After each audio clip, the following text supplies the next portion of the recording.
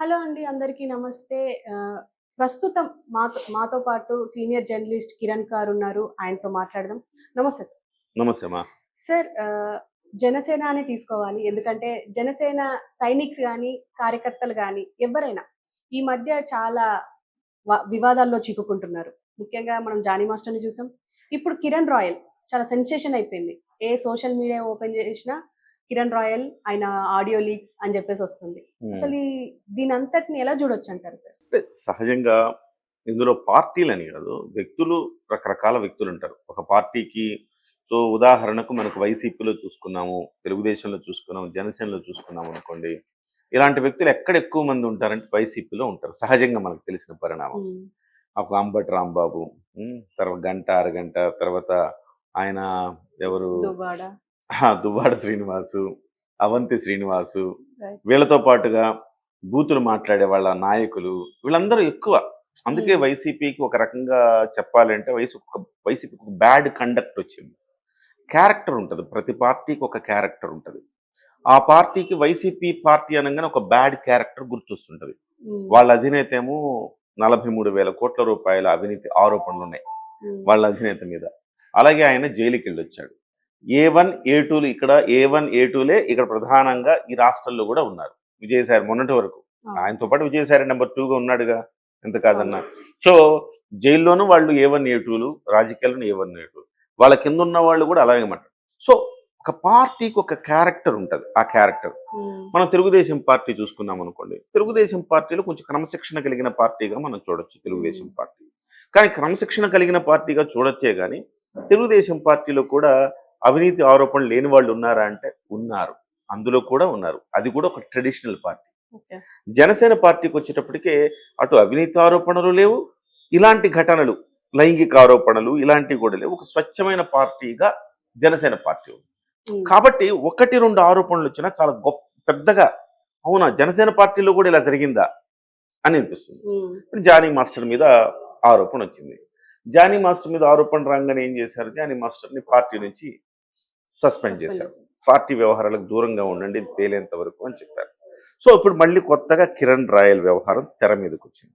ఖచ్చితంగా జనసేన పార్టీ లాంటి ఒక సచ్చీలతతో క్యారెక్టర్ ఉన్న పార్టీకి ఇది డెఫినెట్గా ఇబ్బందికరమే.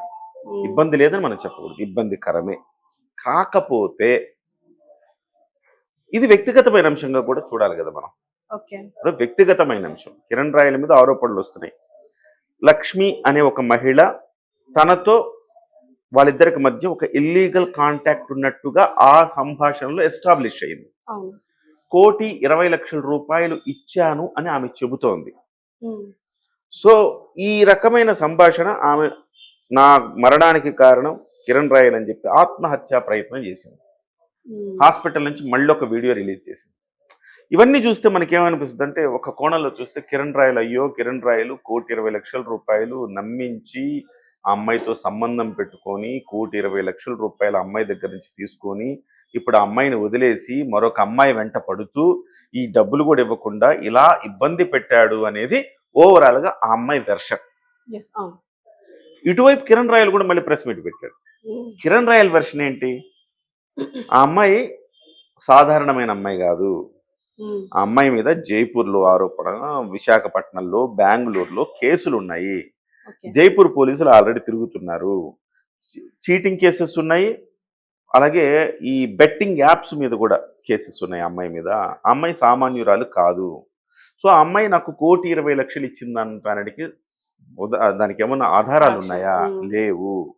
అలాగే నేను ఆ అమ్మాయికి తిరిగి సెటిల్మెంట్ రూపంలో డబ్బులు ఇచ్చానని చెప్పడానికి ఆధారాలు నా దగ్గర ఉన్నాయి అంటూ ఆమె వీడియో మళ్ళీ ఆయన రిలీజ్ చేశాడు.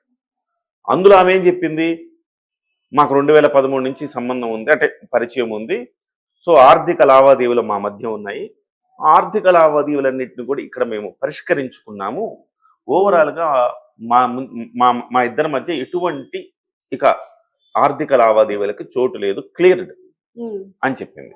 ఆడియో ఒకటి ఆ వీడియో రిలీజ్ చేశాడు అతను. అంటే ఈ ఆడియోలకి అంటే వీళ్ళ గొడవకి అసలు కారణాలు ఏమై ఉండొచ్చు అంటారు? కారణాలు ఏం లేదంటే మనకే తర్వాత తెలుస్తున్నది ఏంటంటే, ఓవరాల్ గా వాళ్ళ ఆడియో టేపులన్నీ విన్న తర్వాత ఇష్టపడి ఇద్దరు కలిశారు. ఇల్లీగల్ అనండి, లేకపోతే సుప్రీంకోర్టు కూడా ఇద్దరు మనుషులు కలిసి కలవటానికి ప్రాతిపదిక ఏమీ లేదు. ఇంతకుముందు సుప్రీంకోర్టులో ఎవరైనా ఒక ఇద్దరు ఒక మగ ఒక ఆడ కలిసి ఉన్నారంటే అది నేరం కింద పరిగణించేసేవాళ్ళు. ఇప్పుడేంటి, వాళ్లకు 18 ఏళ్ళు నిండిన తర్వాత వాళ్ళు ఎవరితోనైనా ఉండొచ్చు. అయితే ఒకవేళ నీ భార్య ఇష్టం లేకుండా నువ్వు వేరే వాళ్ళతో ఉన్నావంటే డెఫినెట్గా అది విడాకులకి అప్లికబుల్ అవుతుంది. విడాకులకు అప్లికబుల్ అయితే కానీ ఇది అఫెన్స్ కిందకి రాదు. నువ్వు నేరం చేసావు, నేను జైల్లో వేయాలి అనే దానికి రాదు. సుప్రీంకోర్టు ఆదేశాలు కూడా అలా ఉన్నాయి. కాబట్టి ఇతను, నాకు తెలిసి ఆ ఫోన్ కాల్ ఆధారంగా మనకు అర్థమవుతున్నది ఏంటంటే 2013 నుంచి వీళ్ళిద్దరి మధ్య ఒక రిలేషన్షిప్ ఉన్నది. ఆ రిలేషన్షిప్లో ఇతని మీద మోజుతోనో ఇష్టంతోనో ప్రేమతోనో ఆమె కొంత డబ్బులు ఇతనికి ఇచ్చినట్టుగా కూడా అర్థమవుతోంది. ఆ డబ్బులు ఏదో తనకు ఒక భూమి, వ్యవసాయ భూమి 1 ఎకరం ఉంటే దాన్ని ప్లాటింగ్స్ చేసి అమ్మేస్తే వచ్చిన డబ్బుల్ని కొంత ఇతనికి ఇచ్చానని చెబుతోంది ఆవిడ. సో ఆవిడ చెప్పిన దాని ప్రకారం ఇద్దరి మధ్య ఒక రిలేషన్ ఉంది, ఆర్థిక లావాదేవీలు ఉన్నాయి. ఈ ఎక్కడ బెడిసి కొట్టినాయి అంటే అతను ఇంకొక రిలేషన్లోకి వెళ్ళినట్టు కనబడుతోంది. మానస అనే అమ్మాయితో రిలేషన్లోకి వెళ్ళినట్టు కనబడుతోంది. మనకు పిక్చర్ అది కనబడుతోంది. దానికి సంబంధించి ఒక వీడియో కూడా రిలీజ్ అయింది. ఆ అమ్మాయి లవ్ యూ అని చెప్పేసి అతనికి బంగారు గొలుసేయటం. సో ఇంకొక మానస అనే అమ్మాయి, ఇది కూడా రిలీజ్ అయింది. పోటాపోటీగా రిలీజ్ చేస్తూ వస్తున్నారు. వీటన్నిటి నేపథ్యంలో ఒక ఇష్టపూర్వకంగా ఇద్దరు వ్యక్తులు కలిశారు. అప్పుడు ఎవరికి ప్రాబ్లం లేదు. తేడా వచ్చింది, ఆర్థిక లావాదేవీల్లో తేడా వచ్చింది, వాళ్ళ రిలేషన్షిప్లో తేడా వచ్చింది, గొడవలైనవి. ఇప్పుడు పోలీస్ స్టేషన్లు, కేసులు, ఆత్మహత్య ప్రయత్నాల వరకు వెళ్ళింది. సహజమే. ఇప్పుడు మీరు జానీ మాస్టర్ కేసును పరిశీలించినా ఇద్దరికి ఇష్టమై కలిశారు, చాలా కాలం కలిసి ఉన్నారు. ఒక దశకు వచ్చిన తర్వాత కొన్ని ఇబ్బందులు ఏర్పడినప్పుడు అది ఆరోపణలకు దారితీసింది. సో ఇది కూడా సేమ్ వే కనపడతా ఉంది ఈ కేసు కూడా. కాకపోతే దానికి ఏంటంటే జానీ మాస్టర్ కొన్ని నిరూపించలేదు. అటువైపు వెర్షన్ మాత్రమే మనం విన్నాం. జానీ మాస్టర్ వెర్షన్ మనకి వినడానికి కూడా అవకాశం ఇవ్వాల. అతన్ని అరెస్ట్ చేశారు. ఆ తర్వాత అతను కూడా ఇక్కడ మాట్లాడడానికి లేదు కాబట్టి, కోర్టులో ఉంది కాబట్టి కేసు ఏం మాట్లాడలేదు అతను. కానీ ఇతను ఏం చేశాడు, వెంటనే ప్రెస్ మీట్ పెట్టాడు కిరణ్ రాయలు. ఆ అమ్మాయి మాట్లాడిన మాటలన్నింటినీ కూడా ఆ వీడియోలన్నీ రిలీజ్ చేసి మాకు ఆ అమ్మాయికి మధ్య 1,20,00,000 ఆర్థిక లావాదేవీలు తప్పు కొట్టిపడేశారు. రెండోది, ఆ అమ్మాయితో కాంటాక్ట్ ఉన్నప్పుడు ఇంకొక అమ్మాయితో కాంటాక్ట్ కాకూడదని చెప్పడానికి ఆ అమ్మాయి భార్య కాదు, ఆ అమ్మాయే ఇల్లీగల్. ఒకసారి ఇల్లీగల్ అయిన తర్వాత ఆ అమ్మాయితో అయితే నీ అమ్మాయితో ఏంటి, ఏదైనా ప్రశ్నించడానికి రైట్ ఎవరికి ఉంటుంది, ఆయన భార్యకు ఉంటుంది ప్రశ్నించడానికి రైట్. సో అది కొట్టేయాలి. మూడోది, వాళ్ళ అబ్బాయి తాజాగా అతను ప్రెస్ మీట్ నిన్న పెట్టే ముందు 10 నిమిషాల ముందు వాళ్ళ అబ్బాయితో మాట్లాడిన కాల్ కూడా రిలీజ్ చేశాడు.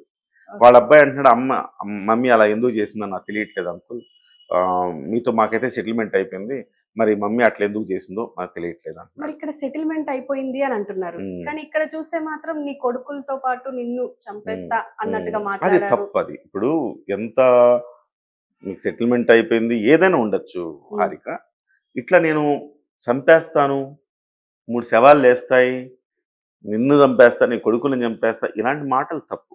ఇది ఖచ్చితంగా అఫెన్సివ్ వర్డ్స్. డెఫినెట్గా పోలీసులకు ఏదైనా ఒక అవకాశం ఉంది అంటే ఈ అంశాల మీద కేసు పెట్టే అవకాశం కూడా ఉంది. చంపుతానన్న బెదిరింపు కింద కేసు పెట్టే అవకాశం ఉంది. సో అది ఖచ్చితంగా మా పార్టీ అధికారంలోకి వస్తుంది, మా పార్టీ అధికారంలోకి వస్తే 3 నెలల్లో లేపేస్తా, మళ్ళీ చంపేసి బయటకు మళ్ళీ 40 రోజుల బెయిల్ మీద బయటకు వస్తా, ఇవన్నీ తప్పుడు మాటలు. ఈ మాటలు ఎవరైనా అంగీకరిస్తారు? జనసేన అధినేత పవన్ కళ్యాణ్ గారు అంగీకరిస్తారు ఇవన్నీ? డెఫినెట్గా అంగీకరించేవి కాదు. సో ఈ మొత్తం ఎపిసోడ్లో అతను ఎక్కడైనా తప్పు చేశాడు అంటే తప్పులున్నాయి, అతని తప్పులున్నాయి, ఆవిడ తప్పులున్నాయి. తప్పు పక్కన పెడితే ఇతను ఎక్స్ట్రా తప్పు ఎక్కడ చేశాడంటే ఈ రకమైన బెదిరింపులు తప్పు. బెదిరింపుల మీదే ఇప్పుడు ఒకవేళ ఆమె కేసు నమోదు చేయాలన్నా ఆమెకు ఆధారం అదొకటే, ఆ బెదిరింపులే ఆధారం. ఇక నా దగ్గర డబ్బులు తీసుకున్నాను చీటింగ్ చేశాడంటానికి లేదు, వీడియో ఉంది. నన్ను మోసం చేసాడంటానికి లేదు, నువ్వే ఇల్లీగలు, నిన్ను మోసం చేసినంట అని చెప్పడానికి ఎక్కడుంది ఆధారం? లేదు. సో ఒకే ఒక ఆధారం ఉంది పోలీసులకు, టెక్నికల్ గా అతను మాట్లాడిన మాట ఒక్కటే ఆధారం ఉంది. దాని మీద ఆమె కేసు నమోదు చేస్తే అరెస్ట్ చేయాలి, లేకపోతే అరెస్ట్ చేయడానికి లేదు. సో అతనంతా కూడా తిప్పికొట్టాడు ఆమె ఆరోపణలన్నిటి. ఇది ఒక వ్యక్తిగతమైన అంశం హారిక. కాకపోతే ఏమవుద్దంటే పాలిటిక్స్ లో ఇది ఒక గుణపాఠం కావాలి చాలా మందికి కూడా.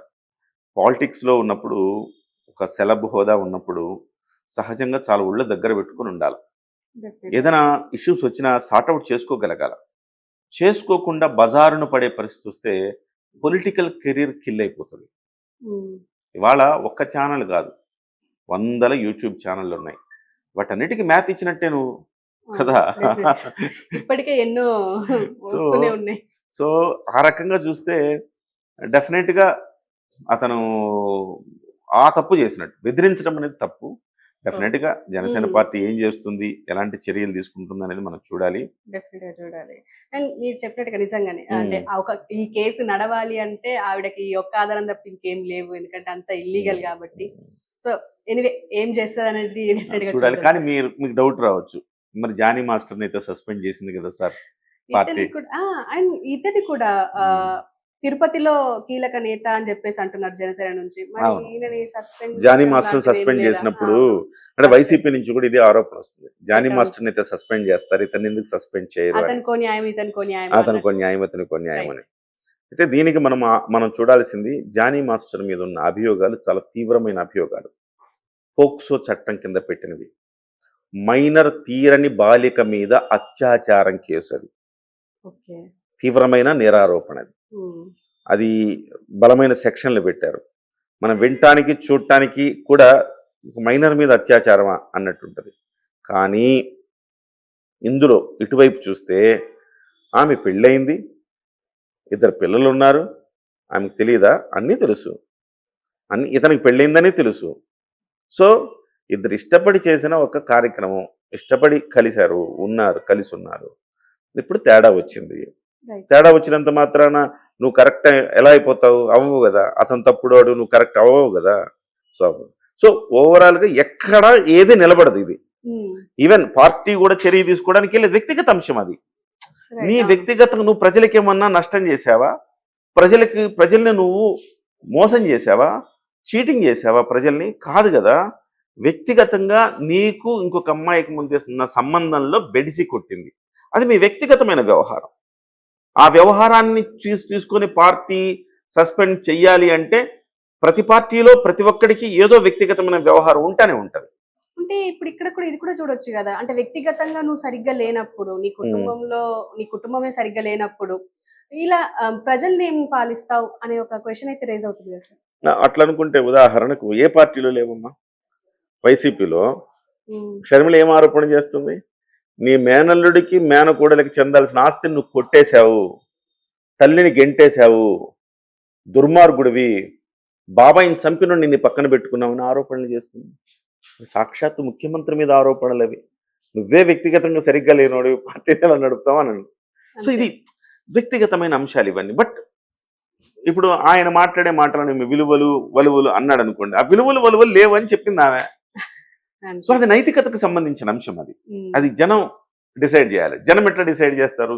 రేపు కిరణ్ రాయల్ అనేవాడు అక్కడ ఏదో నిలబడితే, పార్టీ అభ్యర్థిగా నిలబడ్డాడు అనుకోండి, జనం అప్పుడు డిసైడ్ చేస్తారు, అరే వీడు ఒక రోగ్ కదా, వీడు మంచోడు కాదు కదా అని జనానికి అనిపించింది అనుకోండి, జనము అతన్ని తిరస్కరిస్తారు. అలా కాకుండా ఆ అమ్మాయి మంచిది కాదు, ఇక మగాడు కదా, ఇతను ఏం చేస్తాడు, ఒక అమ్మాయి వచ్చి ఏదో గోపుతుంటే అని అనుకున్నారు అనుకోండి, ఆ రకంగా ఇతను గెలిపిస్తారు. ఇది జనం తీర్పిచ్చేది. నైతిక వ్యవహారం అంటున్నాను. టెక్నికల్ గా చూడలేము, నైతికంగానే చూడాలి అంటున్నాను. కాబట్టి బహుశా పార్టీ కొంచెం ఆచితూచి వ్యవహరిస్తుంది ఇందులో. నాకు తెలిసి అతని మీద కేసు నమోదయ్యి అభియోగాలు నమోదైతే కనుక పార్టీ అప్పుడు ఒక స్టాండ్ తీసుకునే అవకాశం ఉంది. అప్పటి వరకు అది వ్యక్తిగత గొడవగా మాత్రమే చూస్తుంది. దాంట్లో ఏమేమి ఉన్నాయి, నిజాలు ఏంటో తేలేదాకా వెయిట్ చేస్తుంది. అట్లా కాకుండా అతను హత్యా నేరం ఆరోపణల మీద అతను ఏమన్నా పోలీసులు కేసు నమోదు చేసి అరెస్ట్ చేశారనుకోండి, అప్పుడు డెఫినెట్గా యాక్షన్ తీసుకుంటారు. Okay sir, thank you very much.